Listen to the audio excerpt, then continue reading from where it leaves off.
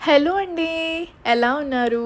Morning 4:30 అవుతోంది. ఫ్లైట్‌కి ready అయిపోయాను. And చూస్తున్నారు కదా! ఇది హైదరాబాద్ ఎయిర్‌పోర్ట్‌లో డిపార్చర్స్ అనమాట. ఎదురుగుండా కౌంటర్స్ అన్నీ ఖాళీగానే ఉన్నాయి. ఎందుకంటే రీసెంట్‌గా హైదరాబాద్ ఎయిర్‌పోర్ట్ రెనోవేట్ చేసి చాలా పెద్దగా చేశారు. సో, అప్పుడు చాలా కౌంటర్స్ కూడా కట్టారనమాట.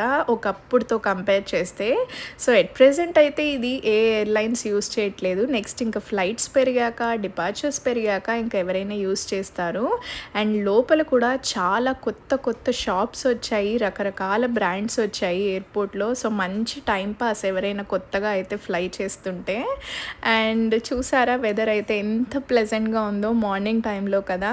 మరి ఈరోజు నేను ఇవ్వబోయే ఇన్ఫర్మేషన్ వచ్చేసి ఫ్లైట్ లోపల ఇదిగోండి దీని గురించి.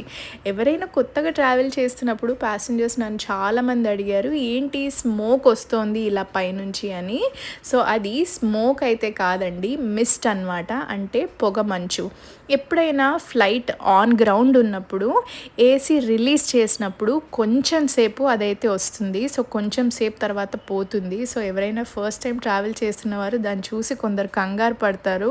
అండ్ ఇంకా ఫ్లైట్‌లో ట్రావెల్ చేయని వాళ్ళకైతే ఐడియా ఉండదు కదా! సో, దాని గురించి ఈరోజు నేను ఇన్ఫర్మేషన్ ఇద్దామనుకున్నాను. సో, అది స్మోక్ అయితే కాదు, మిస్ట్ అనమాట.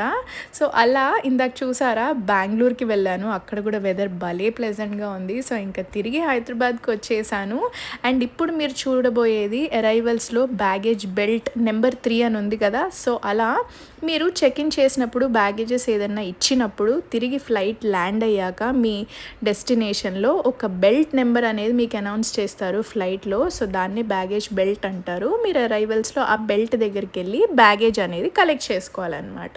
సో, ఇంకా అదిగోండి నేను ఇంటికి వచ్చేసాక కన్నయ్య నా బ్యాగ్‌లో ఏమన్నా టాయ్స్ ఉన్నాయేమో అని వెతుకుతున్నాడు. అండ్ ఈరోజు నా ఫేవరెట్ షాట్ అండి. సో, స్టైలింగ్ షాట్ కూడా చేయబోతున్నాను ఇందులో.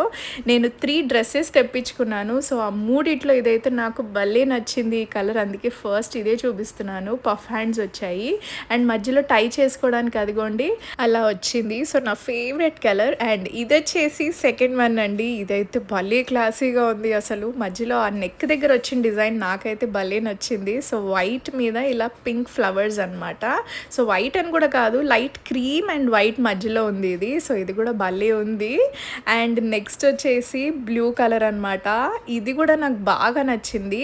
సో, సెకండ్ది థర్డ్ది కాటన్ది. ఫస్ట్ అయితే మరి క్లాత్ అంత కరెక్ట్గా చెప్పలేను కానీ అది కూడా సాఫ్ట్గానే ఉంది. సో, నాకు ఈ 3 భలే నచ్చాయి. ప్రతిసారి కుర్తీసే ఏం తీసుకోవాలి, అందుకని ఈసారి ఇది తీసుకున్నాను.